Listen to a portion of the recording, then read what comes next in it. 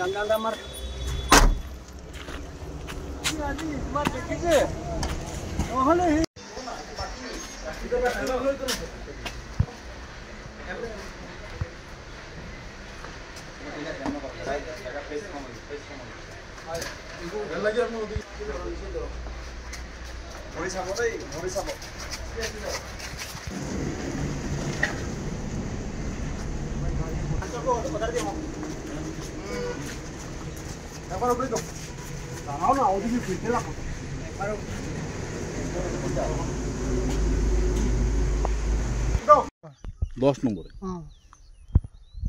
গ্রামের নাম কি? গ্রাম নাম তো রামপুর। কবে বাড়িছে বাঘ? বাঘ পরশুদিন বাইরে। আচ্ছা, গরু মারছে বলে? গরু দুইটা মার দিই। আর ছাগলও মারছে? ছাগল বলতে না পারলে। ও আচ্ছা, এমনি বাঘ দেখছেন গ্রামবাসী?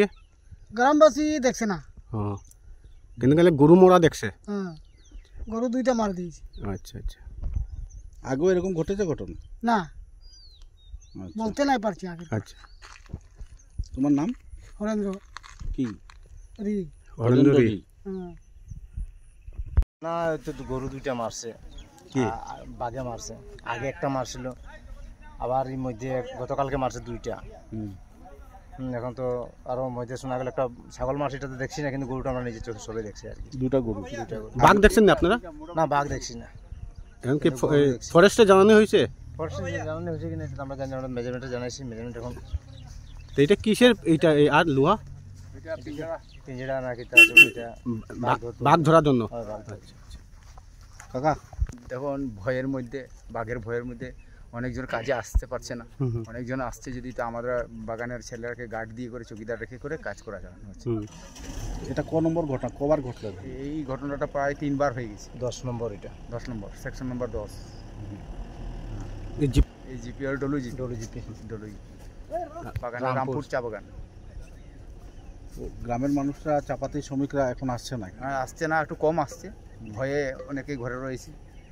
অনেকে হয়তো আসছে যখন, আর ম্যানেজারে গার্ড দিয়ে করে পাতি তুলানো হচ্ছে। অনেকেই অসুবিধা হচ্ছে, আর কোম্পানিরও ক্ষতি হচ্ছে। আর মানুষেরও রুজি রুটি একটু কম হচ্ছে, কারণ কাজে আসতে পারছে না, এর জন্য মানে ওদের রুজি রুটি মার খাচ্ছে। এরপরকে ম্যানেজমেন্ট জানিয়েছে, ফরেস্টে আসতেছি, এখন সুবিধা মতো ওদের ফরেস্টে ওই জন্তুকে কীভাবে ধরা যায় এটা প্রসেস চালাই যাচ্ছে।